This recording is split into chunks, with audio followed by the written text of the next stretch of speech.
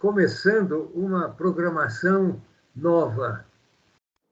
Eu já fiz várias entrevistas com várias pessoas sobre vários temas, mas, no fim, ficou sempre um inconveniente do meu lado. Numa entrevista, o entrevistador é a pedra e o entrevistado é a vidraça. Eu acho que é uma posição meio desigual essa, entendeu? Então, eu resolvi me expor a mais essa situação e alterar essa programação. Em vez de entrevista, seria encontro de ideias com Dolbeck. Isso. Esse encontro não seria uma trombada, necessariamente. Se precisasse ser trombada, paciência. Mas a finalidade é as pessoas perceberem que não há uma ideia só sobre qualquer assunto. Sempre há várias ideias. Então, as pessoas que têm as ideias precisam ter o direito de defendê-las. Se é que interessa a elas alguma defesa de alguma ideia que ela tenha, porque tem gente que o que menos tem é ideia. E está por aí adoidado, né? Isso. E a gente acaba pagando o pato por essa falta de ideias. E hoje eu convidei o meu amigo Vande Augusto Rodrigues para que, como vereador, venha para um encontro de ideias comigo sobre o tema Câmara de Piedade. Vande, você quer começar a colocar suas posições, suas ideias, seus questionamentos, sei lá, sobre esse tema? Bom, falar de Câmara, se você quiser falar que amanhã a gente vai ficar falando, pô. Isso que eu acompanho isso aqui já tem um tempo, que eu no primeiro mandato, mas eu já acompanhava na legislatura passada, e, pô, eu sou presidente, então se a gente for falar de Câmara aqui, depende do que você quer falar. Muito bem. Mas, no seu entender, por exemplo, o papel de uma Câmara, qual é? Qual deve ser? Assim, Dolbeck, a gente tem o papel, vamos lá, do vereador. O vereador tem 3 papéis, que é fiscalizar, representar e fazer leis. E votar. A gente fazer leis não, votar leis. Porque a lei não é necessariamente de autoria do vereador, pode ser de autoria do executivo. E o papel da Câmara é, como instituição, conseguir aglutinar tudo isso, ter uma estrutura para o parlamentar fazer leis, ter uma estrutura para o parlamentar fiscalizar e ter uma estrutura que sustente que ela funcione, que o parlamentar consiga representar, mas a Câmara é um órgão institucional. O papel da Câmara é ela funcionar pro povo. É claro, porque aqui dentro vão ser 3 vereadores, às vezes 3 ideias diferentes, cada um defende um prefeito, cada um defende um candidato, cada um defende uma ideia, defende uma ideologia, e o papel da Câmara é conseguir pegar toda essa galera, colocar num barco só, num negócio só, e fazer com que daqui saia o melhor para o município, ou que os vereadores entendam que é melhor para o município. Mas o papel dela é como instituição, é que a instituição funcione de forma apartidária, de forma que mantém isonomia, etc. Uhum. Mas você acha que existe esse comportamento de resultados apartidários, isto é, resultados em favor exclusivamente da cidade, dos moradores dela? Então, no mundo ideal, sim. No mundo ideal, todo o resultado que sai aqui deveria ser para o cidadão. Só que aí quando a gente chega nesse ponto, do Beck, a gente já esbarra no primeiro problema. O mundo ideal para mim não é o mundo ideal para você. O mundo ideal para um cara igual, por exemplo, o Milei, que é um anarcocapitalista, é muito diferente do mundo ideal para o Nicolás Maduro, que é um cara comunista. Eu dou exemplo dos dois porque eles são espectros diferentes. Então, como é que a gente sabe o que é melhor? Qual que é a melhor decisão? Já fica complicado quando a gente para pensar que o mundo ideal para cada pessoa é um mundo ideal. Nem para nem todo mundo vê o mundo ideal da mesma forma. Mas você deve ter o seu ideal. Eu tenho meu ideal. Qual é? Meu ideal é um Estado que garanta, primeiro, que garanta as liberdades para o cidadão e que também garanta o suporte para que a população tenha o mínimo. Apesar de eu ser um cara liberal, eu não defendo aquela ideia de o Estado tem que ser o mínimo do mínimo. Eu defendo o SUS, eu defendo a educação pública, eu defendo que a segurança... por exemplo, aqui, vamos lá, o Estado ideal, o meu mundo ideal. Tem gente que entende que a Guarda Municipal não deve fazer parte da segurança pública, que isso é uma invasão de competência. Eu entendo que a Guarda Municipal já faz parte da segurança pública e que deveria ser aprovado no Congresso, por exemplo, que a Guarda Municipal seja órgão de segurança. Para quê? Para a Guarda Municipal poder fazer prisão em flagrante, poder fazer autuações. Tem gente que vê diferente disso, entendeu? Foi o exemplo mais prático que eu achei aqui agora para te dar. Mas... olha, você trazendo esse assunto à baila, eu acho muito importante, porque é uma coisa que eu sempre defendo. Eu entendo que a segurança pública no município deve ser atribuição do município. O que acontece, apesar da boa vontade e dos grandes serviços que a Polícia Militar presta à cidade, a todas as cidades, a Polícia Militar é um órgão de terceiros, é um órgão estranho ao município. Entendeu? Então, a gente fica subordinado nesse assunto fundamental, que é a segurança pública, fica subordinado a terceiros, isto é, a estranhos, entre aspas, esses estranhos. Eu acho que a segurança do município é suficientemente importante para que o próprio delegado de polícia, esquecendo até da divisão das polícias, mas o responsável pela segurança pública do município deve ser resultado de uma eleição popular. A própria cidade vai eleger quem vai cuidar da segurança dela. Entendeu? Eu acho importante essa posição sua. Eu nunca tinha pensado, essa parte da eleição para delegado eu nunca tinha pensado, mas quem é contra isso, por exemplo? Eu já volto a falar para mim o que é o mundo ideal, tá? É que a gente acabou entrando nesse assunto da guarda, mas, por exemplo, por que algumas pessoas que são contra a guarda ser uma força de segurança alegam isso? Porque se a guarda fica...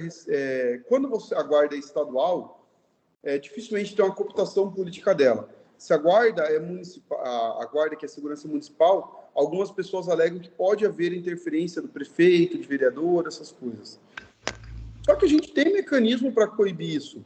Então, assim, a gente fala assim, melhor a guarda não fazer parte da segurança pública por conta disso, daquilo, a gente jogar água suja com o bebê junto, entendeu? É cômodo, né? Agora, eu acho que o fato de a segurança pública poder ser uma atribuição municipal provoca a participação da população, num caso, por exemplo, de a segurança ser tendenciosa por ação do prefeito. Aí o prefeito fica em segundo plano, isto é, não pode ter isso. A cidade tem que se posicionar. Aliás, os municípios brasileiros são todos muito amorfos. Nós somos muito dependentes. Isso é um vício que existe, toda a vida existiu. Agora, a cidade precisa chegar ao ponto de reclamar quando o setor público faz mal a ela. E a interferência de um prefeito na segurança pública, em favor de interesses particulares deles, é uma afronta aos moradores da cidade. É uma situação que pode provocar resultados bons. Quando eu falo, por exemplo, no mundo ideal, uma das coisas que eu acredito no mundo ideal é que toda a população, toda, sem exceção, seja politizada. Eu acho que a criança tem que aprender na escola, e lá na escola tem que aprender algumas coisas básicas. E aí, isso que você falou nos mostra um do porquê disso. Vamos pensar o seguinte, hoje a população não sabe distinguir muitas vezes o que é obra do município, o que é obra do Estado, o que é obra do governo federal. por exemplo, alguns asfaltos que vieram para o município. Muita gente fala assim, o prefeito trouxe asfalto, o prefeito fez asfalto. Cara, é obra do governo do estado. Só que a população não consegue distinguir isso, muitas vezes, porque a população vê a obra saindo, automaticamente eles agradecem quem está mais perto deles, que é o prefeito. Não estou falando do prefeito Geraldinho, tá? Eu estou falando da figura do prefeito. Vamos pensar que lá sei lá, em Rio das Ostras, lá, sei lá onde, no Rio fica Rio das Ostras, se não me engano. 3 rios, lá no Rio de Janeiro. O prefeito veio uma obra do governo do estado do Rio de Janeiro lá. A população, automaticamente, acha que quem fez foi o prefeito, porque é o cara que está ali perto. E ainda, muitas das vezes, o prefeito vai ser esperto e vai tentar cooptar aquela obra para ele. E isso aí acaba acontecendo. A população não sabe quando a obra é do governo federal, quando é do governo estadual, quando é do prefeito. Então, isso que você falou, realmente, passando uma moto aqui, é importante, se a guarda fosse municipal, talvez a população cobrasse um pouco mais. Claro, É importante que a população entenda que a segurança pública é municipal. claro. Agora, eu acho que em torno desse assunto tem uma outra visão que eu sempre tive, é o seguinte, você veja, educação. Educação, nós temos a educação oferecida pelo município, oferecida pelo Estado, e em casos até de alguns municípios que têm ensino superior, oferecidos pela União. Agora, a oferta de determinados serviços deveria ficar na mão de um dos poderes públicos, não de todos eles. O SUS, por exemplo, o SUS, que é realmente um ganho muito grande para o país, mas ele o comandante da coisa é o governo federal que dita as regras. É mais ou menos como a segurança pública. Isto é, se é municipal, até os recursos deveriam de vir do próprio município, que tem que ter, então, uma origem esses recursos, o que demandaria uma reviravolta enorme nos tributos.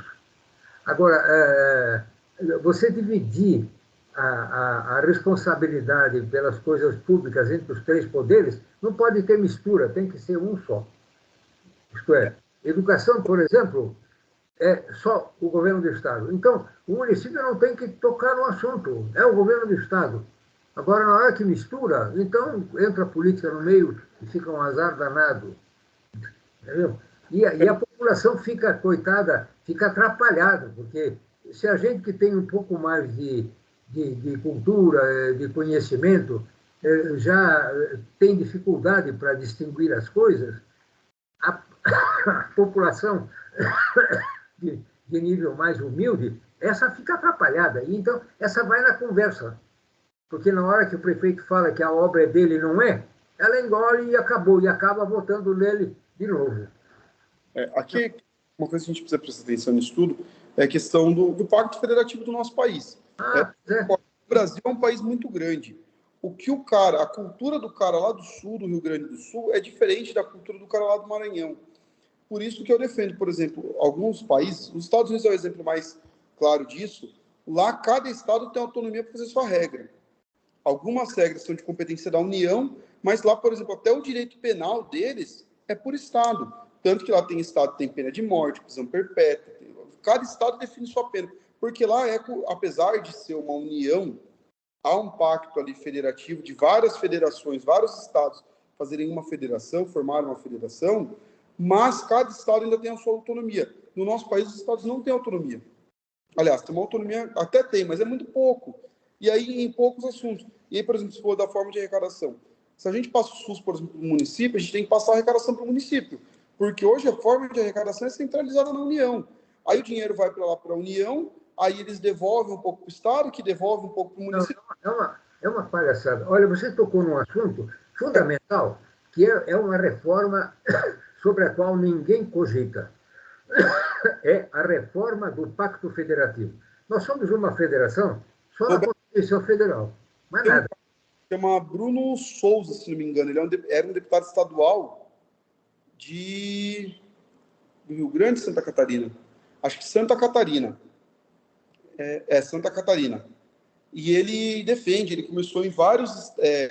ele protocolou uma PEC, porque eu não lembro como é que começou o projeto, mas ele protocolou na Lesp lá, pedindo que fosse feita uma reforma do Pacto Federativo. E dentro das proposituras, quem pode propor, por exemplo, uma emenda constitucional? Deputado federal, população civil, senadores. Mas tem uma que é muito pouco usada. As próprias assembleias legislativas estaduais, se elas aprovarem o mesmo projeto, elas podem propor um projeto de emenda constitucional. E aí, o que acontecia? Ele estava fazendo um lobby com alguns estados para propor essa mudança no Pacto Federativo. O primeiro, é Bruno Souza o nome dele. Só que agora ele concorreu a deputado federal e, salvo engano, ele não foi eleito. E aí, em Santa Catarina, eles aprovaram a mudança do Pacto Federativo, eles foram protocolando em vários estados. Se não me engano, em 7 ou 8 estados, eles já conseguiram aprovar isso aí. Só que aí não chegou no número mínimo para que eles levem isso para Brasília. E, Dolbeck, é o certo que vamos pensar o seguinte: a política acontece no município, vamos falar a verdade. Hoje, o meu vai na escola em Piedade, eu passo mal, eu vou no hospital em Piedade, eu ando no asfalto de Piedade, na estrada de Piedade, eu compro em Piedade. Então não faz sentido o meu imposto ir para Brasília para depois voltar para cá. Absurdo isso aí, é um absurdo. Eu acho que dificilmente nós vamos chegar a curto prazo a uma mudança disso. Mas acho que a gente não pode deixar escapar de que essa é a forma certa. E a única maneira de a gente levar isso avante é os municípios se rebelarem. Não é a Câmara se rebelar, não é o prefeito se rebelar, é a população entender que está tudo errado. Aí teria que a população entender, mas a gente percebe que os prefeitos, muitas das vezes, eles semam de acordo com a maré. O que acontece? Os prefeitos precisam de dinheiro no município para fazer obra para ganhar eleição. E o que acaba acontecendo? É fácil, é só a gente ver o negócio do governador. Era um monte de cara que estava apoiando o outro candidato ao governo do estado, aí o Tarcísio ganhou, virou todo mundo Tarcísio desde criancinha. Os caras... Tem muita gente que rema de acordo com a maré, cara. Tem gente que... Olha, uma coisa estrábica também, que eu sempre achei estrábica, apesar de eu ter bom relacionamento com alguns deputados, são as emendas parlamentares. É compra de voto isso aí. Agora, o município não pode sobreviver à custa de emenda parlamentar. Ele tem que sobreviver com verbas que ele produz. E essa dependência causa todo esse transtorno. Isto é, o município é o fim da linha. Isto é, nós não mandamos nada. Um soprãozinho, a gente desaparece. E a gente não pode ter uma nação forte quando as partes são fracas. Os estados, por exemplo, são fraquíssimos todos. Eu considero que o poder das assembleias legislativas é ridículo. Porque um Congresso Nacional pode legislar sobre tudo, até sobre a proibição do que você pode ou não fazer na cidade em que você mora. Isso não é assunto federal. Viu? Exatamente. Vamos pensar o seguinte. Você acha que o governo... E aí, vamos lá. Eu estou respeitando todos os deputados. Não estou... Mas você acha que o cara que é deputado federal lá do Acre, de Tocantins, na hora de votar, ele está votando de acordo com a realidade dele, que ele conhece. A mesma coisa, o cara de Santa Catarina, Paraná, Rio Grande do Sul, ele está votando de acordo com a realidade dele. O de São Paulo, Minas, cada um vota de acordo com a sua realidade. O que acaba saindo? Um projeto que não é bom para ninguém. É mesmo. Aí o projeto que é menos pior para todo mundo. O que acontece? O de São Paulo deixa um pouco menos pior para ele, mas não é o ideal, mas também não é de todo ruim. O lado do Centro-Oeste faz o mesmo, acaba que sai sempre o projeto menos pior para todos, mas nunca o melhor. Porque claro. A gente é muito diferente. Eu acho que há muitos vícios de conceito das pessoas. A gente é histórico isso, entendeu? Porque a colonização nossa não foi com a colonização americana. A colonização americana, as pessoas vieram da Europa para a América para realizar, para produzir, entendeu? E aqui não aconteceu isso. Então, nós somos o resultado disso. Mas nem por isso a gente pode pendurar chuteira, porque é aceitar uma falha e concordar com ela. A gente precisa mudar essa realidade. E a mudança da realidade é fazer com que as pessoas entendam que o município é propriedade delas, não é nem do prefeito, nem do vereador. Tem um livro, Odobeck, que meu professor, o professor Leandro Consentino, ele me indicou na pós-graduação, me indicou não, ele indicou para a turma toda. A gente até fez atividade sobre o livro, chama Raízes do Brasil, do Sérgio Buarque de Holanda. E aí ele fala algumas coisas, tudo. Ele até fala do homem cordial, o que é o homem cordial, tudo. E uma das coisas que ele compara é a colonização aqui brasileira, que veio dos portugueses, e o resto da América, que veio dos espanhóis. E aí ele fala do ladrilheiro e do semeador. O que acontece? Quando a gente pega, por exemplo, a arquitetura de Buenos Aires é aquela arquitetura tudo retinha. Se você for virando várias vezes para a direita, você vai sair no mesmo lugar, porque os quarteirões têm tamanho certo, o quarteirão lá é quadrado.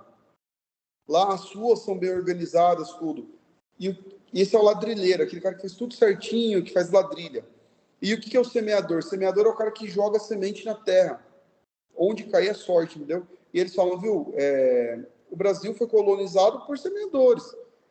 Os portugueses já trouxeram só a nossa colonização. Por isso que, por exemplo, a arquitetura da maioria dos nossos municípios são tão desorganizados. A gente tem Brasília, que é organizado, mas Brasília foi na década de 50, né? Década de 50, viu, que aí já foi copiando outros estados.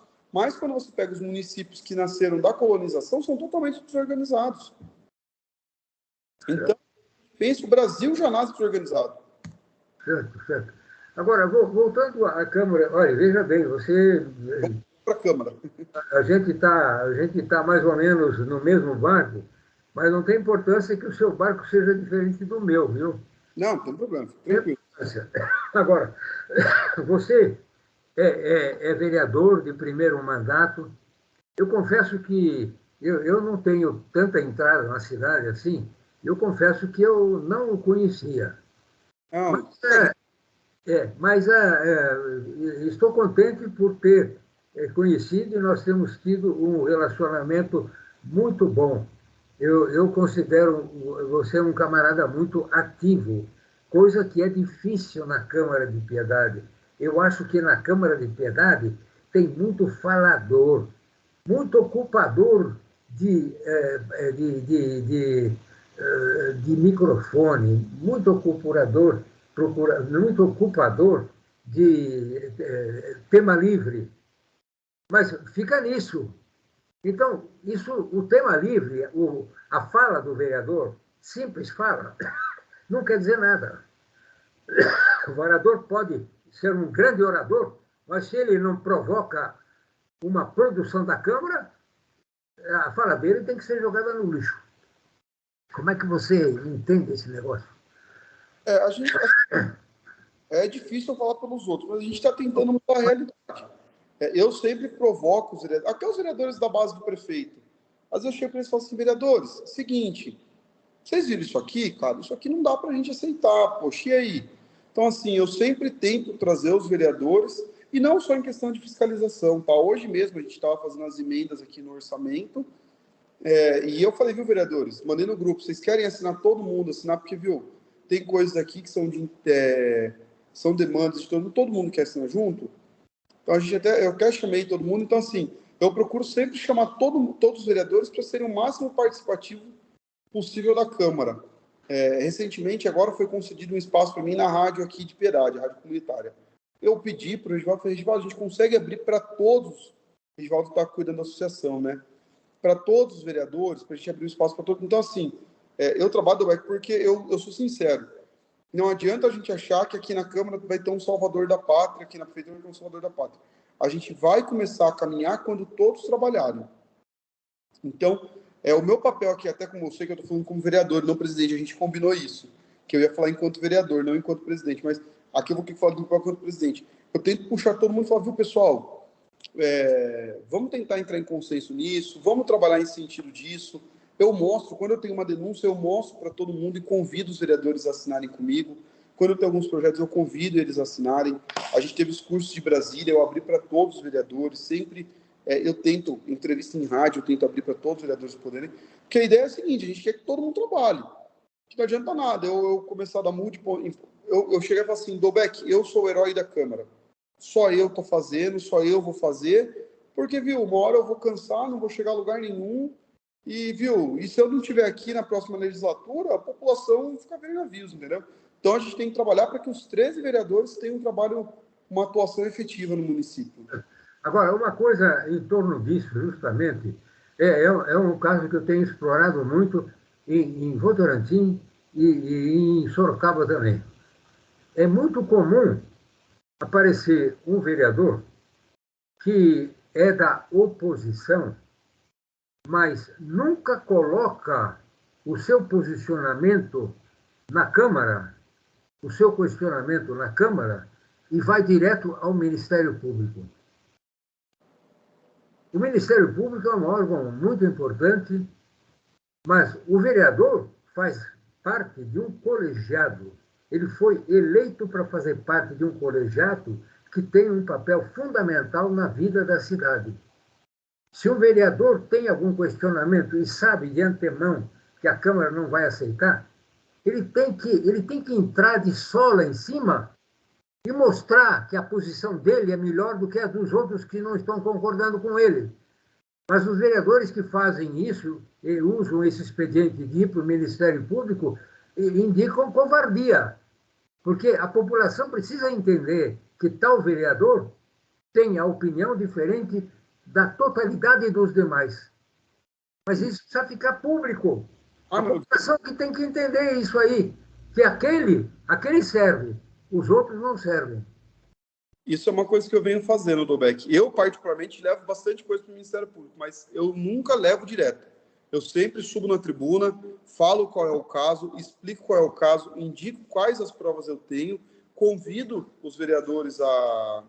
Eu falo, ó, eu vou deixar aqui, alguém quiser assinar comigo, me avisa que assina junto comigo, entendeu? Então, assim, eu sempre deixo claro para todo mundo qual é o caso, porque, assim, no começo do ano, a gente teve o processo, foi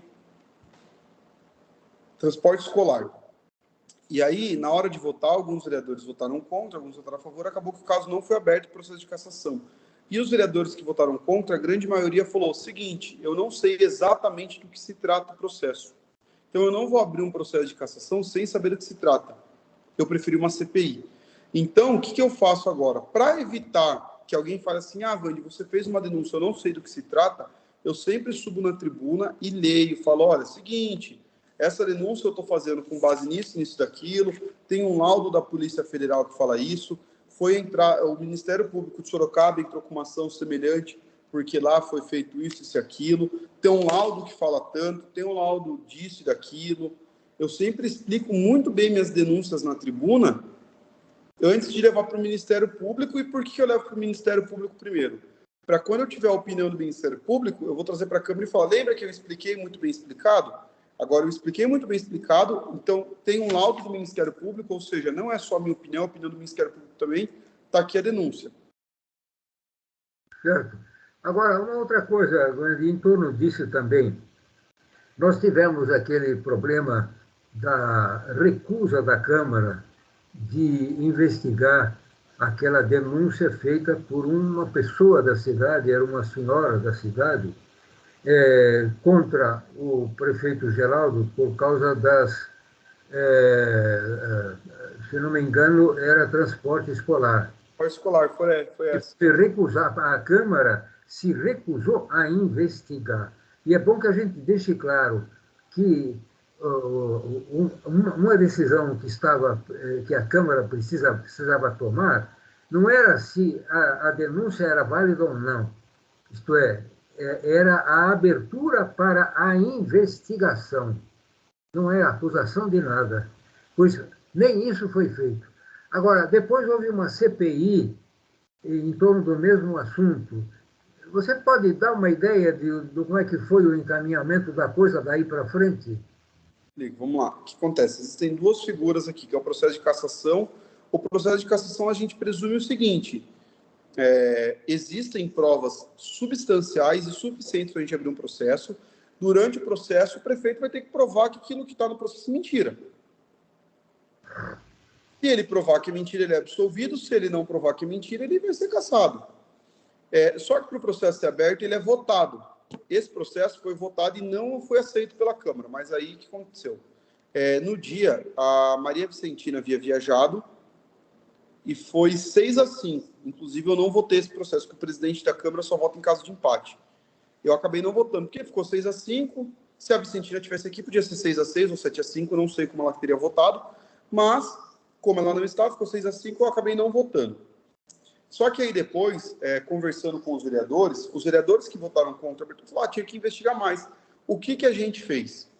Eu particularmente, conversei com alguns vereadores que votaram a favor dessa investigação, falei, vamos abrir uma CPI, porque a CPI é diferente. O processo de cassação precisa passar em plenário e a maioria dos vereadores precisam votar pela abertura. A CPI, você precisa da assinatura de 1/3 dos vereadores, ou seja, 5 vereadores, e que o presidente da Câmara determine a abertura.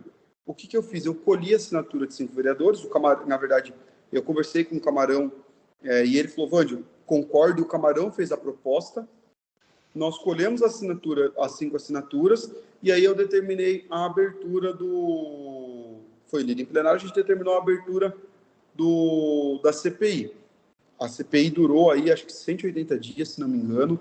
A gente ouviu diversas testemunhas, escolhemos diversos documentos, foram feitas diversas diligências e a gente apurou um monte de coisa, viu? Desde superfaturamento, viu? Até uns... É fácil, eles alegavam que, se não me engano, 29 empresas vieram fazer visita técnica. Aí a gente falou, me manda o CNPJ dessas empresas. 29 empresas vieram fazer visita técnica para a linha de ônibus. Aí tinha empresa de jardinagem, empresa de locação de andaime, viu? Empresa do que você imaginar, tinha tudo menos de transporte. Aí tinha documento que a gente perguntou sobre as visitas técnicas, tinha documento que veio com data de final de semana, viu? A gente pegou um monte de coisa. O que a gente fez? Aí é um problema jurídico.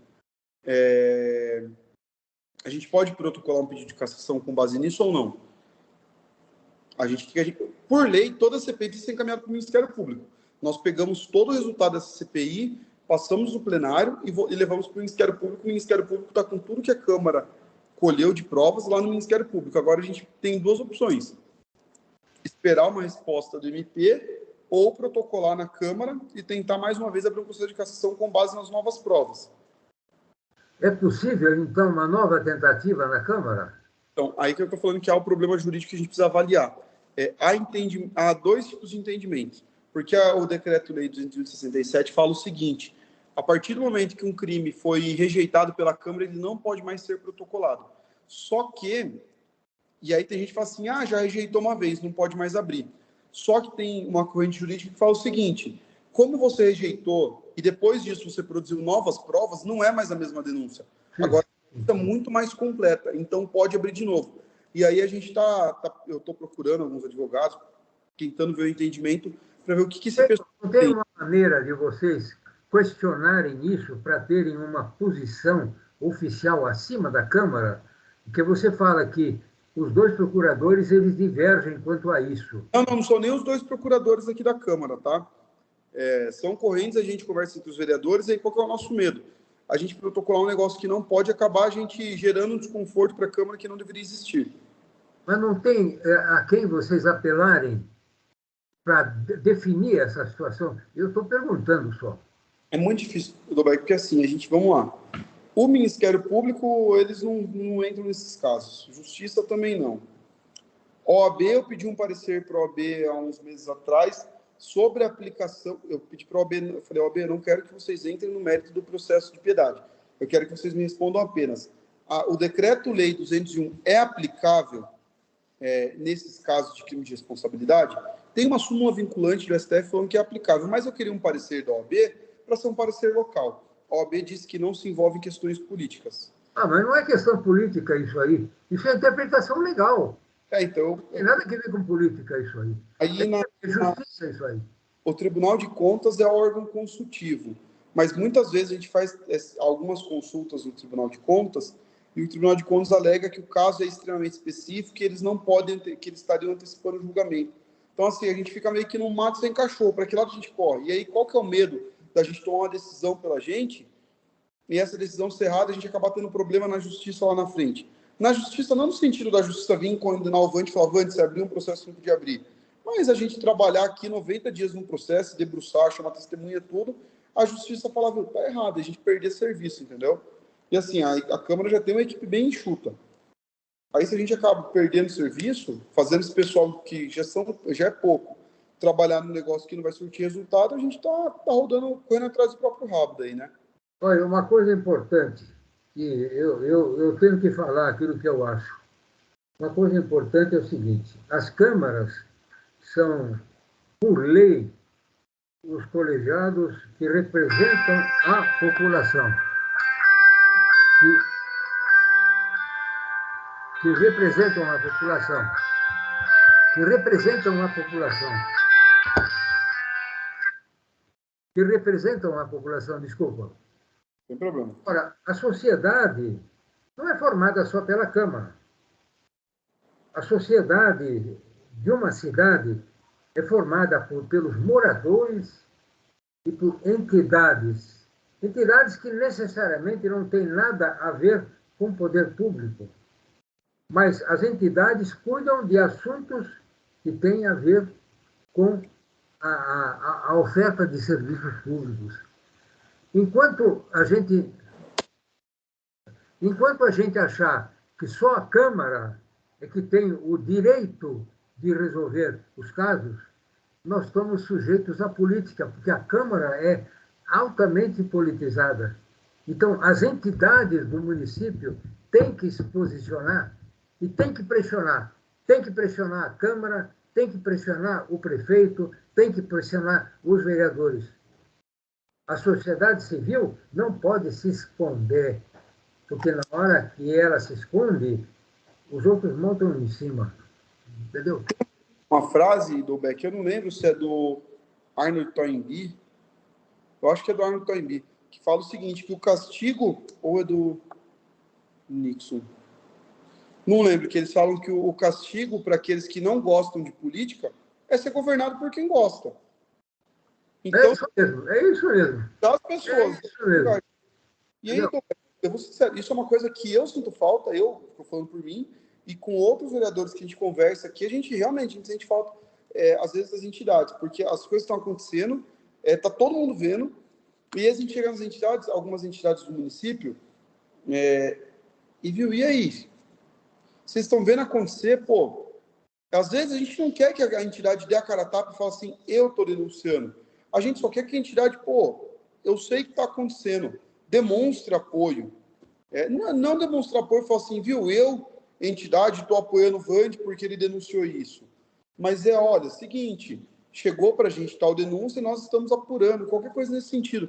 E geralmente as entidades não querem se envolver. Nossa, mãe, olha, o caso do prefeito Geraldo com o transporte coletivo, não só esse, como houve outros também.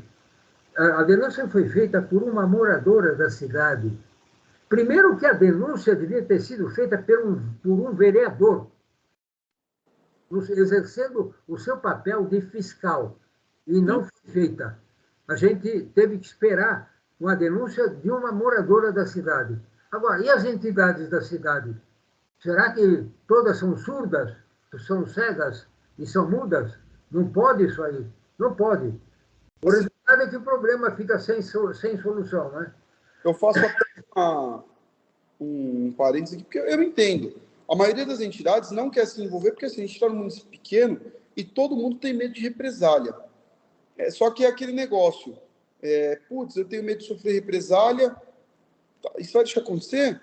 Às vezes é aquele negócio. É melhor você se arriscar a ter uma represália e resolver o problema, do que deixar a coisa acontecer, cara. Porque, viu, é difícil, cara. A gente às vezes sente falta de apoio, às vezes, da sociedade civil. Isso quer ver um exemplo? Às vezes a pessoa fala assim, estamos com problema disso, disso, daquilo. Aí monta um grupo no WhatsApp. Um grupo no WhatsApp tem 50 pessoas, 60 pessoas com o mesmo problema. Aí a gente fala, vamos fazer uma reunião? Aparece 5, 6 pessoas. E aí o pessoal viu. E aí, só que na hora, pô, você não resolveu o problema, só que... Viu? Vamos pensar agora questão política. Muitas vezes, Quando você consegue trazer 40 pessoas numa reunião, aquilo ali dá uma demonstração de força, de poder, e não para o vereador, para a causa. Porque às vezes não precisa nem ser com o vereador, essa reunião pode ser entre os próprios moradores. Mas se você faz uma reunião no seu bairro com 40 moradores, você posta uma foto ali, viu? Passa a ideia de que os moradores ali estão unidos, estão juntos, estão se reunindo por uma causa. Só que não adianta nada você ter um grupo com 100 pessoas e fazer uma reunião com 5. Aquela ideia de que não há mobilização. E aí, bem ou mal, não é o cenário ideal. Eu não gosto disso. Eu sempre falo para todo mundo, viu? Eu estou aqui para resolver o problema, nem que esse problema seja só uma pessoa. Se é problema de uma pessoa, Piedade tem 54 mil habitantes aí, agora com 52. E assim, todo piedadense, no primeiro dia, ele nasceu e inflou o pulmãozinho, encheu o pulmão de ar, ele pagou imposto. Certo. Então, o cara pagou imposto, o cara está pagando meu salário. Então, se for um problema para uma pessoa, eu vou ajudar a resolver. Só que, muitas vezes, tem gente que não vê assim. Tem gente que ele tem 2 problemas para resolver. Um é problema de uma pessoa, o outro problema de 10, ele vai resolver o problema de 10, porque são 10 votos. Um problema é para 10 pessoas e um é para 100, ele vai resolver o problema de 100 porque é 100 votos. E aí é o cálculo político que algumas pessoas fazem. Certo. Ô, Vandi, eu acho que esse papo está sendo muito bom. Sim, vamos Eu aviso aqui que eu topo bater papo, ter um encontro de ideias com quem se prontificar a isso. Cada vereador, então, está convidado a participar desse papo. E o tema, inicialmente, é Câmara de Piedade, que pode ser objeto de uma porção de encontros. Eu agradeço a você, Vandi, pela sua participação, e a palavra é sua para os finalmente. Viu? Primeiro, se você quiser, Dolbeck, me manda depois um textinho do WhatsApp e eu peço para ser lido em plenário o convite para todos os vereadores participarem. Porque isso engrandece a democracia, engrandece o nosso processo eleitoral, ajuda o vereador a conhecer os problemas do município e ajuda o município a conhecer o vereador. Então, é importante esse bate-papo, eu posso levar esse seu recado para todos os vereadores. E quero agradecer aqui o espaço, Dolbeck, mais uma vez, é sempre muito bom de poder trazer nossas ideias. Hoje cedo eu dei uma entrevista para a rádio e eu falei sobre isso, viu, a gente não tem a mesma plataforma política que o prefeito tem. Então, às vezes, o prefeito fala e, viu, o cara só conhece o prefeito do município, não conhece nenhum vereador. Então, é muito importante que a gente tenha esse espaço aberto para a gente passar nossas ideias, para a gente falar um pouco sobre o que a gente pensa. Isso faz parte da democracia, faz parte do jogo, é bom que engrandece. Você me fala para mim que você é um cara que acha que Câmara não tem que existir. Eu falo, viu, a minha meta de mandato é um dia o Dolbeck chegar e falar, Vandi, a Câmara de Piedade é essencial para o município. A minha meta é essa, e a gente está trabalhando para isso, e se Deus quiser, até o final do mandato, não sei se eu vou ter outros ou não, mas enquanto eu estiver na Câmara aqui, eu estiver vereador, eu quero chegar um dia e falar, Dolbeck, e aí? A Câmara é essencial, não é? Você vai falar, é essencial. Eu acho que ela é essencial, Mais uma vez, muito obrigado, e obrigado a todos os que nos assistem. Valeu, Até a próxima. Até a próxima. Tchau, tchau.